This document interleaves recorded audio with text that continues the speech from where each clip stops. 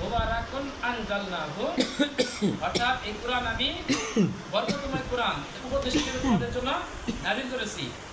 হ্যাঁ, তবু কি তোমরা এটাকে অস্বীকার করবে? মানে এই কোরআনকে তোমরা কি অমান্য করবে, অস্বীকার করবে?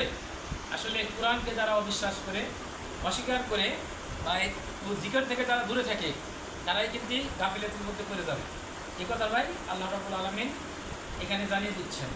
এভাবে অসংখ্য জায়গায় কোরআনের বিষয়ে, কোরআন যে অত্যন্ত একটি গুরুত্বপূর্ণ মাধ্যম, সেই বিষয়গুলি জানিয়ে দেওয়া হচ্ছে। যেমন আল্লাহ সুবহানাহু পরবর্তী বাণী হচ্ছেন যে ফাইন্না লাহু মাঈশাতান দানকা, নিশ্চয় তার জীবন যাপন হবে সংকুচিত। মানে যে কোরআনকে বিমুখ থাকবে, কোরআন থেকে দূরে থাকবে, তার জীবন হবে সংকুচিত। সংকুচিত মানে একবারে ছোট হয়ে যাবে। তার মানে কি, তার জীবনটা যেমন সংকুচিত জীবন বলতে এখানে বোঝানো হচ্ছে, তার সেটা হচ্ছে তিনটা বোঝায়। কয়টা জিনিস? তিনটা। সংকুচিত বলতে যেমন পৃথিবীতে তার রিজিকের মধ্যে বরকত কমে যাবে, এক নম্বর। পৃথিবীতে কি তার রিজিকের মধ্যে বরকত কমে যাবে। যেমন রিজিক থাকবে, কিন্তু তারপরেও তার মধ্যে কিন্তু তার টাকা পয়সা দ্বন্দ্ব থাকবে বা আছে, কিন্তু এর মধ্যে বরকত থাকবে না, রহমত থাকবে না, ঠিক আছে, পেরেশানি থাকবে। অর্থাৎ দেখা যাচ্ছে অনেক বড় লোক আছে, দেখি অনেক ধনী লোক, কিন্তু খাইতে পারে না 3 বেলা, 2 বেলা ডাক্তারের পরামর্শ দেয়, তাই না? আর কি অনেক সম্পদ আছে, তাহলে এটা কি এই আল্লাহ কোরআন যদি ভুলে দেয়, তাহলে আল্লাহ কি পৃথিবীতে এরকম পেরেশানি তাকে ফেলে দিবে। সে 3 বেলা ছুটি করে থাকতে পারে। অনেক বড় লোক শহরে আছে, পল্লীতে কম এগুলি। শহরে কি অনেক বড় লোক আছে যে 3 বেলা না 2 বেলা থাকে বলতে না করে, যে 2 বেলায় খাবার, কিন্তু এক বেলা রুটি, আরেক বেলা ভাত, তাও একবারই মাপা। মানে ডায়াবেটিক্স বা অন্যান্য বিভিন্ন সমস্যার জর্জরিত হওয়ার কারণে। তাহলে এই কারণে আল্লাহ বলতেছেন যে যারা কোরআনকে ভুলে যাবে, তাদের এই একটা বড় থেকে তাদের যে রিজিক, এই রিজিকের বরকত কমে যাবে, হ্রাস পেবে।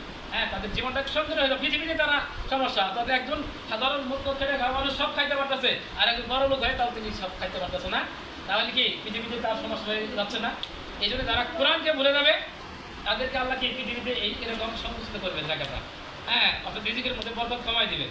আর দ্বিতীয় হচ্ছে তাদের জীবনটা কবরের জীবন, অর্থাৎ কবরের জীবনটাও সংকীর্ণ হবে। তার মানে কি, যারা কোরআনকে ভুলে যাবে তাদের জীবনটা হবে একেবারে সংকুচিত। তার মানে কি, পৃথিবীটা তো সংকুচিত হইলেন। দ্বিতীয়টা হলো কবর। কবরটা কেমন?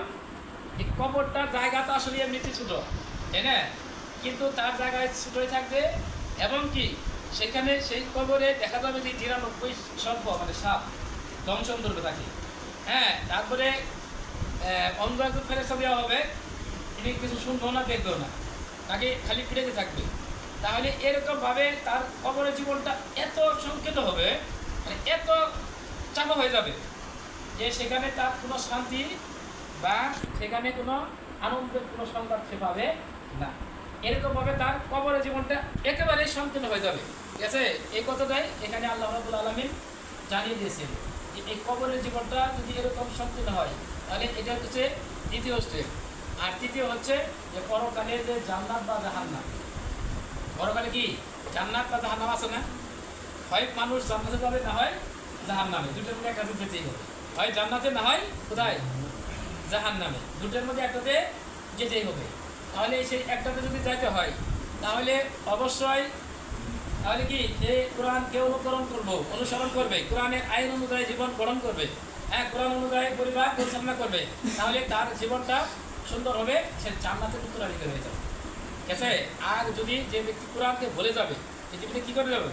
কোরআনকে ভুলে যাবে, কোরআনকে মানবে না, তাহলে তার জীবনটা আখিরাতেও এত সম্পূর্ণ হবে, সে জাহান্নামের লেলিহান ঘরে নিমজ্জিত হবে, এবং জাহান্নামের সর্বনিম্ন স্তরে সে কী করবে? অবতীর্ণ হবে।